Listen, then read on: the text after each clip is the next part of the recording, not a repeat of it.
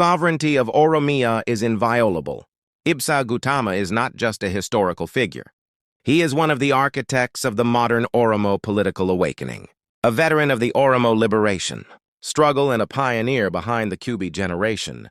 He played a decisive role in restoring Afaan Oromoo to classrooms in 1991 after decades of enforced silence during his brief tenure as Minister of Education in Ethiopia's transitional government. Today, Ibsaa speaks about something he calls Oromiyaa's inviolable sovereignty. But what does that actually mean?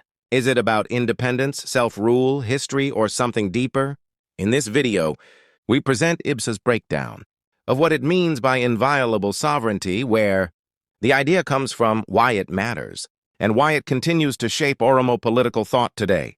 Ibsaa Guutama, reflecting a conviction shared by millions of Oromo, asserts that Oromiyaa belongs to the Oromo people and must be governed under the rule of law. Oromiyaa, he argues, meets every criterion of nationhood. The Oromo are among the third or fourth most populous peoples in sub-Saharan Africa. Oromiyaa is a fertile land suitable for agriculture, rich in natural resources both above and below the ground, and endowed with many rivers that irrigate neighboring regions. Historically, Oromo society was governed through the Gadaa system, a political order rooted in human rights, accountability, and peace. Although this system has been disrupted, its ethical foundation explains why. Oromo culture values peace while firmly opposing abuse and injustice. For the Oromo, peace cannot exist where oppression persists. By every objective measure, history, language, culture, contiguous territory, shared economic life, natural wealth, and human capacity, Ibsaa maintains that there is nothing that prevents Oromiyaa from existing as an independent country. Following the formation of the Oromo Liberation Front, OLF, Oromo youth entered what Ibsaa describes as a covenant to safeguard Oromia, even at the cost of their lives. Despite differences in ideology, they converged on a single caillou, the decolonization and liberation of Oromiyaa. Ibsaa challenges the historical narrative surrounding the name Ethiopia. He argues that Ethiopia is not a sacred or indigenous name, but one used by Greek historians to refer broadly to peoples south of Egypt, often meaning black peoples in general. No polity called itself Ethiopia until the name was formally adopted in 1931. References in holy texts, he explains, were later translated selectively, sometimes as Ethiopia, sometimes as Kush, neither of which referred to the modern Ethiopian state. Historically, such references more plausibly point to civilizations like Meroe and Napata, not the Abyssinian Empire. He further argues that Habashaya clerics and elites constructed historical fictions, distorting both regional history and Oromo history in particular. Amhara elites, he notes, long refused to publicly recognize Oromiyaa while continuing propaganda, campaigns that demeaned the Oromo nation, an approach that deepened division rather than fostering unity. According to Ibsaa, freedom and independence are birthrights. International norms recognize the right of peoples occupied by force to pursue independence, including through resistance if peaceful means are denied. Africa's peoples, he warns, must learn from history. Those who once denied their humanity, enslaved them, and extracted their resources grew powerful at their expense. Reproducing similar domination among themselves only invites renewed exploitation from outside forces. He situates the Oromo within the wider Cushitic-speaking world, whose peoples inhabited regions from the Mediterranean to the equator. From time immemorial, Oromo were later pushed southward by incoming groups, but eventually returned in what he describes as a historical resurgence. Semitic-speaking groups crossed the Red Sea at different times, retaining distinct cultures. Even in modern periods, these groups imposed their language and culture on colonized peoples, often without learning those of the populations they ruled. Ibsaa traces the origins of the Habasha state to the imposition of Semitic language and culture on the Cushitic-speaking Aksumite polity. The state later expanded southward, lost power to the Agau under the Zagwe dynasty, and was later overtaken by Yakuno Amlak, who claimed Solomonic descent through constructed lineage.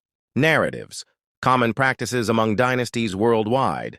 This Abyssinian kingdom expanded into Agau land, Kamant, Wayito, Beja, Argoba, northern Oromiyaa, and Shawwa. This territory constituted Abyssinia prior to Menelik II. The modern Ethiopian empire, Ibsaa argues, emerged when Menelik II, with European imperial backing, occupied Oromia and neighboring regions in the late 19th and early 20th centuries.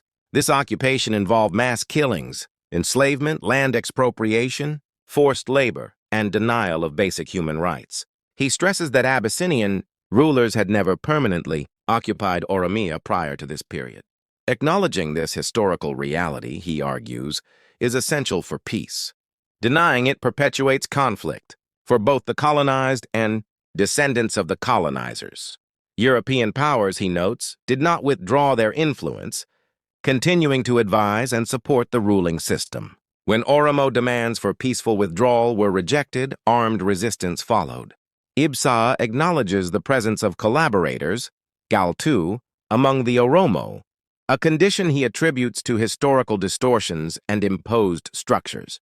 He insists this will diminish as political consciousness grows, asserting that no force can ultimately overcome the Oromo in population, intellect, resources, and courage.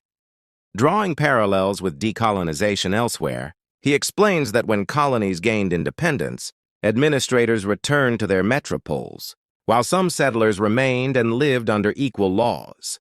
He argues that descendants of Nafsanyaya settlers must choose, either live as equals within Oromia or align themselves with oppressive ruling classes. Loyalty to both is impossible. Those who choose to be Oromiyaan, he insists, must be prepared to stand for Oromiya's freedom. Ibsaa emphasizes that Oromo freedom is the prerequisite for any genuine partnership with neighbors. Only free peoples can voluntarily negotiate federations or alliances. Until then, the original OLF objective, the establishment of the People's Democratic Republic of Oromia, grounded in national self-determination, remains unchanged. He criticizes the failure of Ethiopia's federation, noting that Amhara elites never accepted the concept, clinging instead to slogans like "One, Ethiopia or Death." He condemns the Prosperity Party for glorifying figures such as Menelik II and pursuing assimilationist policies, while Oromo continued to face massacres, exclusion, and denial of linguistic rights, even in employment funded by their own taxes. False theories about Oromo origins, he argues, continue to be promoted to justify domination. He clarifies that Nafsanya was not an ethnic identity, but a militarized Amharizid class formed under Menelik II, composed of individuals drawn from conquered peoples, baptized, armed, and linguistically assimilated. Federalism, which respects equality among nations and nationalities, is incompatible with imperial ambitions hidden under the name Ethiopia. For many Oromo nationalists, Ethiopia remains a de jure label masking a de facto exclusion. Power remains centralized. Empires resist democratization, and genuine peace requires acknowledging that Oromia belongs to the Oromo and that its sovereignty is inviolable. Ibsaa concludes that peoples must be free to choose their futures willingly. Until that freedom is realized, struggle, whether through resistance or negotiation, will continue. Only by accepting this reality, however difficult, can peace become possible. So when Ibsaa speaks of Oromia's inviolable sovereignty, he is not talking about slogans or abstract theory. He is pointing to a long history of denied consent, cultural suppression, and unfinished self-determination, and to a future that cannot be built without addressing those realities. Whether one agrees or disagrees with his conclusions, the question he raises is unavoidable. Who has the final authority over Oromia's land, language, and political destiny? Until that question is answered honestly, the debate will not disappear. Understanding this idea is not about the past alone. It is about how power, identity, and legitimacy are negotiated in Ethiopia today and what kind of political future is possible. Have your say in the comments. We thank Obbo Ibsaa and his Guberman's Publishing.